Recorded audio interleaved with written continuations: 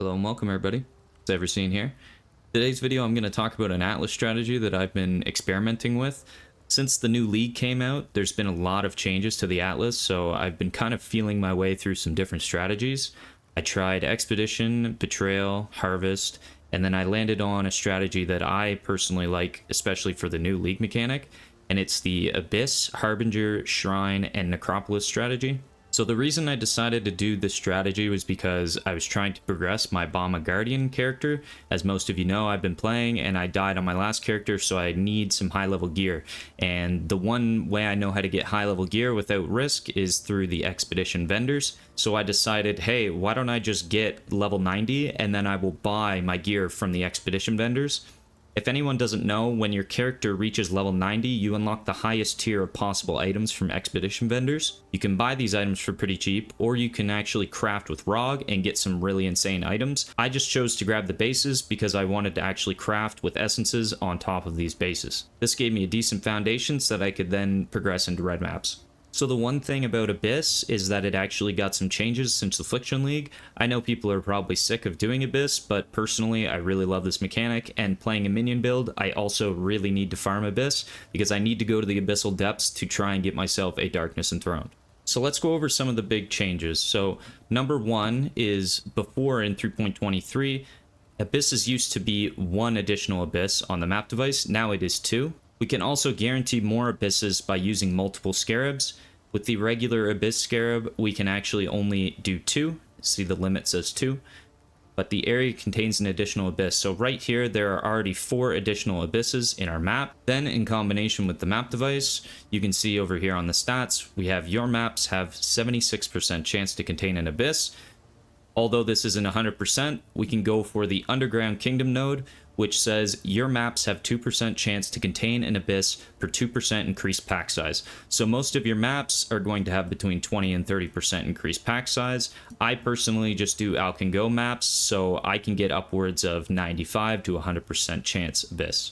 So that in total is going to be 5 Abysses. So I know there have been some videos talking about the best strategy for experience points.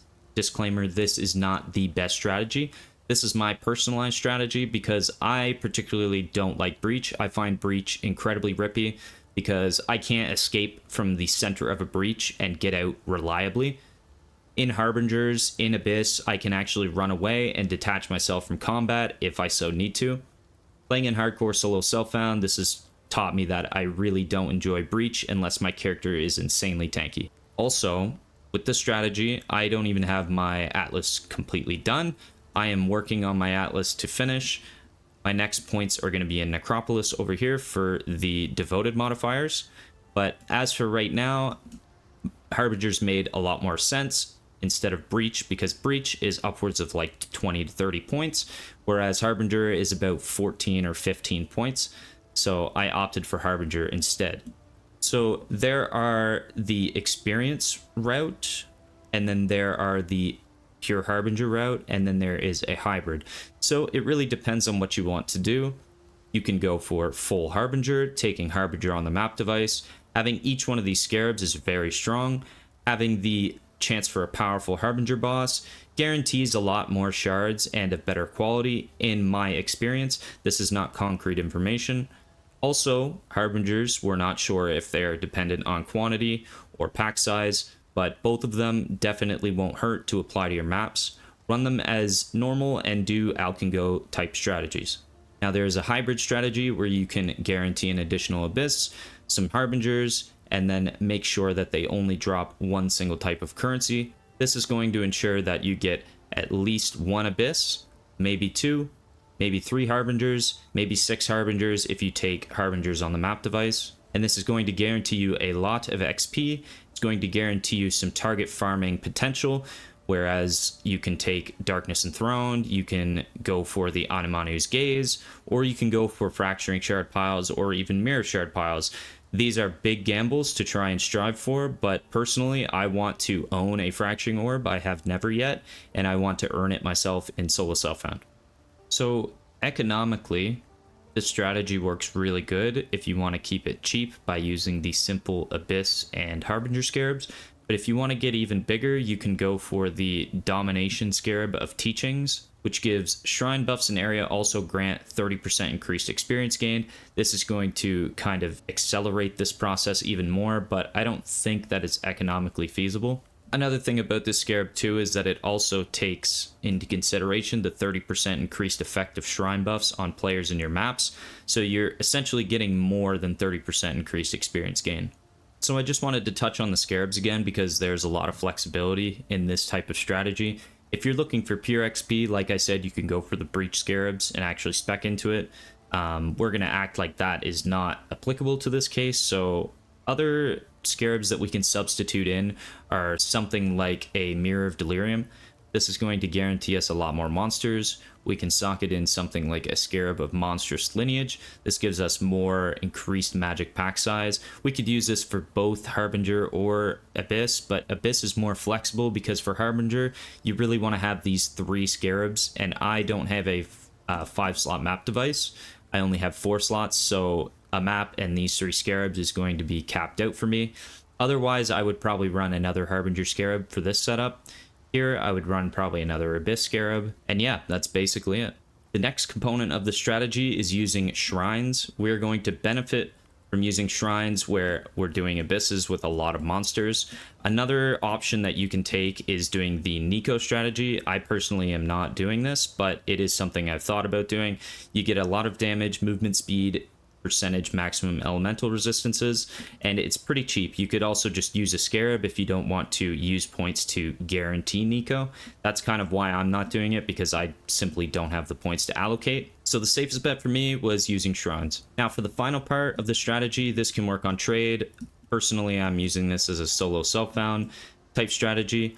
I'm going to actually spec into Necropolis. Since I'm already up here, I can definitely go into increased chance to have modifier tier rating crafting outcomes.